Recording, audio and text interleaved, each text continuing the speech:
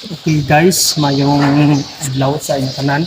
No, subong nga adlaw no mga no ipamangkuton no ang ating ito po natin subong nga vlog subong nga adlaw isang istorya sa kabuhi. Puto subong si Nailang ng isa ini ka pumunuyo isang barangay Palayog.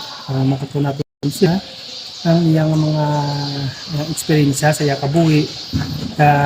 May makuha kita nga mga anong turaton mga lesson subong man niya kita na natun-an man sa iya. So magkatunaton ang sugdan naton ang atong nga pag-istorya kay may ilang nay mayong hapon sa imo. Ngayong hapon, Anay ano gid imo tutuod nay nga ngalan nay? Maria Teresa Moranta Manuel. Ano? Bay ang imo nga ayo ano sa ilay. Ilang, Kapilan sa bunay ang mga edad nang pila imo mga kabataan nay? apat. Apat. So subong tra may mga kabuhi sa nanay. Isa lang subuan pan, wala pa nga buhi di eskwela, fourth year tayo. So pali ang imo nga bana yan ay. Ara daw, brami sa kampo. Gabo na sa kampo. Muna isang na mana ka na kung nang gusto pangabuhi kay 18. so ka pala tama pala ka bata. Tapos ay mga bata na pila kabilog ang lalaki pila babae. Puraw babae. Pura babae. So may mga apo ka naman sa bunay. Oo, 5 bali 7 kabilog subong. Ang imo ano? At ang imo pinakakamugula nga apo pila edad na? Si Isabel ang 14. 14 anyos. Tapos ang pinakamanguran pila? Ang asapo nga kinamanghuran, bali 3 katuig. Tatlo ka tuig. Oo. So bali na yun ang isang imo na pagpasugod na sa pinaka sa mga pagpapabuhay ng ano na ang umumambang nga pinaka ma-advise sa mga pamatanon subong nga adlaw kung sila mga buhay ang gudman kay ikaw na base sa experience ano ang imo mga maatag na laygay sa pamatanon Ang mahambal ko lang sa mga pamatanon sa subong, unahon gid anay nila ang pagtuon nga makatapos sila sa ilang pag-eskwela kay man nga akon sila nga temprano pa magpangabuhi umuning kapigaduhon subong dapat makatapos din sa pag-eskwela kay bisan makatapos ka lang ito 12 makaobra ka na sa mga mall abida o kung bisan sa mag-start ka na lang sa tao at least katapos kapag ano so una pwede ka budlay mga buhay no dali sa kamalahalon subong sa mga balaklon kag sa chimpo nyo na kabataan sa una kung ikuha mo sa subong na ano ang kinalain din ay lain gid kay ang sang unaya ang mga bata butang ko halimbawa sang una pareha sa akon wala ko katapos o ko ka eskwela high school kay hindi gusto ako na sa high school kay wala igasto kay siling pigado sang una mo pero ang balaklon barato ngayon ang kanan lang nga daw pinasahi ang batasan sang pamatanon sa subong lain sang sa una. Sa una na may mga batasan. Sang una ang batasan sang una sang mga kabataan. Makasugata sang tigulang o kung hindi tigulang nagapangayo katahuran. Labi na gid kung tigulang gabis gid na ya sang una. Nasundalan na iya luhod bisan sa karsada.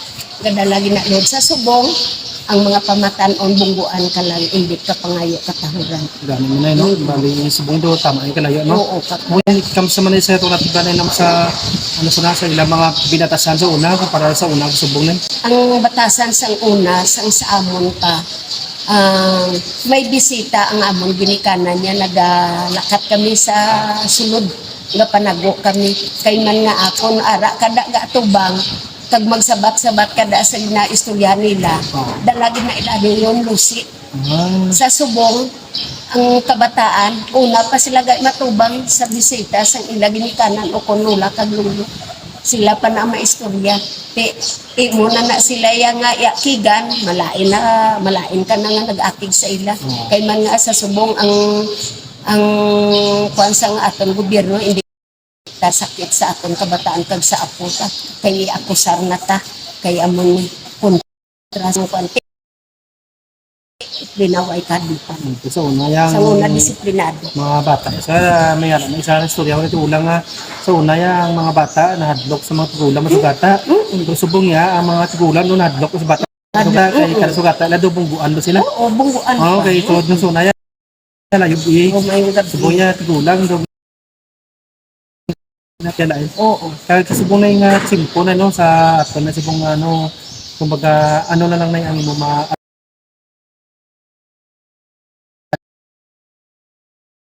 Lang sa ilang nga kinanglan ang mga kabataan nga uling tubo iliwato na nila ila kinaiya ila batasan nga ang sang una bala ipanumbalik ni kay man nga amo na nga siling tabla nga kung nahadlok kita sa Ginoo may kadlok man kita sa mga naton sa insakto nga pagkahadlok hindi ta sila nga ang mga tigulang isigon ta nga daw baliwala ang mga tigulang baliwala ang subo sang ginikanan ta kinanglan kung anong subo sang ginikanan ta nga para sa aton anong ta kumanon sang mga kabataan kay man nga ang sang batasan sang tao nga bisan ano kuno sa imo kapigado ano sa imo kalaway kung ang batasan mo manami nami kagid na sa pananawan sang tao. gani no. So muna mga kabataan dira uno nga nagalantaw sa ato no katahom sa mga laygay o kun advice na ilang na puli nga sa inyong pagpamati may nakuha kamo nga natun-an tag leksyon sa sa ka iloy sa ka lola ka amoy na no ang ating istorya subong si Nanay Ilang Moranta no diri sa Barangay Palayo. So guys, no, nice salamat kit si mo tinion kag si mga taga Simpo no kag hopefully nga mga kabataan may nakuha kag may natun-an gid sa imong laygay subong hapon. Salamat guys no, salamat gid. I know